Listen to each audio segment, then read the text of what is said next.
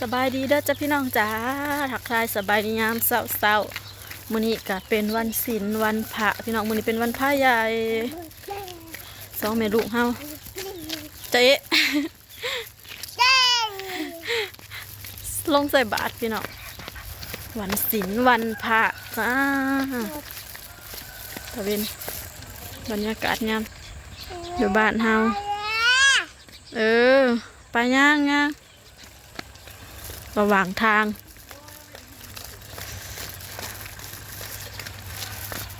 กุ้งกากมาแล้วกุ้งกากกะสิลงใส่บาตรบ่ย่างลงกับหนูมะนาวนะอ้อยไปดิป้าลุงใช่หนาวบ่ฮะหนาวบ่บ่หนาวไปย่างมาพี่มันถึกทางมาเห็นหน้าเบียร์น้ำค่ะโอ้เห็นหัวหน้าเลยพี่เดือดช่องหนาว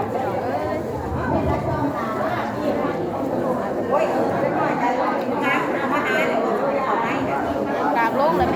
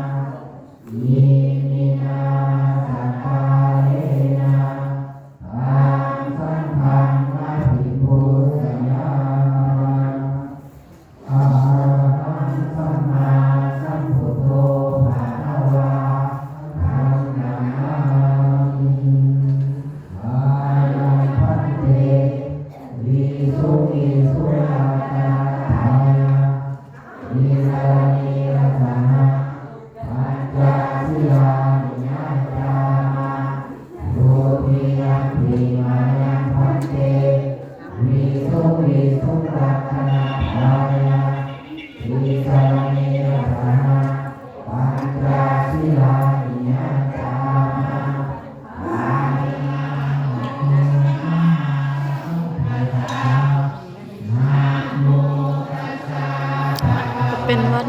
ศีลใหญ่วันพระใหญ่คนกสิหลายเนี่ยพี่น้อง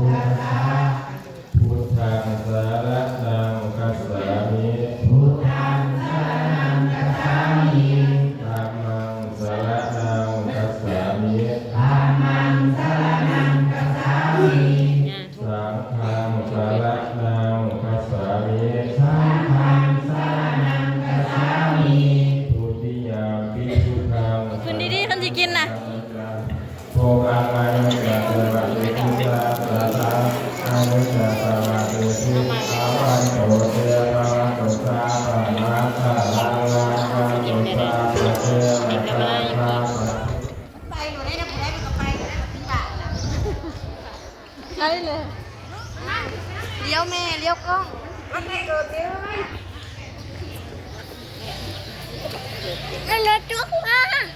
เอารถจกมาเลยไงรถจกก็อยู่เที่ยงสุด ถือชีดิ มันจกหลินอยู่นี่บ่ จุกดินนี่ อุ้ยพระเจ้าก็ให้เลี้ยวพระเจ้าได้อันนี้เข้าใกล้ลูกอย่าเข้าใกล้เข้าไปเด้อ เห็นแม่อยู่บ่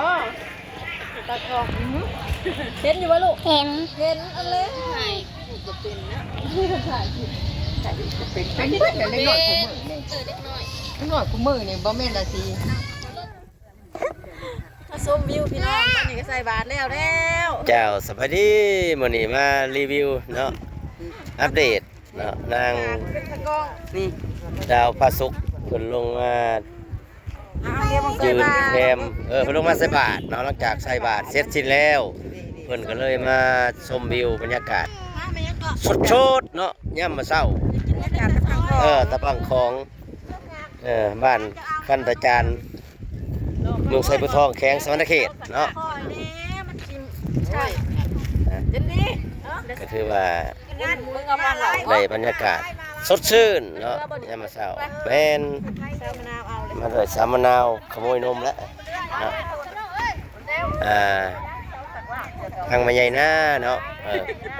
ป่าใหญ่หน้าเพิ่นก็มา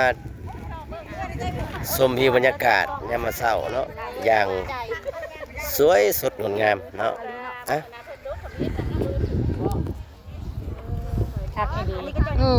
เอาปืนแล้วถ่ายลงมันวิวงามบอกเลย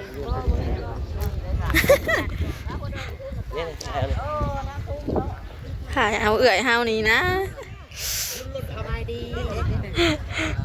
ขักเนาะ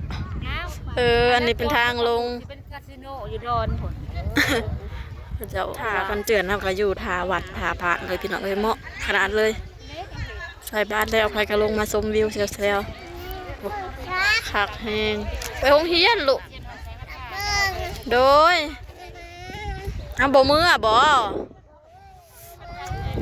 ขักอะไรสองแม่ลูกก็พากันยากเมื่อพี่น้องบาดนี่เวระหว่างทางกันพอรถขายทอดลูกชิ้นน้องมันน่าอยากลูกชิ้นทอดซื้อลูกชิ้นทอดมากิน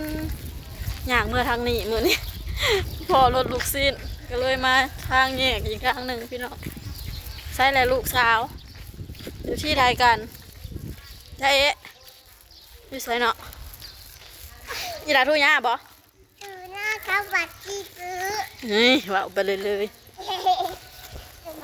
โอเคเด้อพี่น้องเด้อสำหรับคลิปนี้เราก็ขอ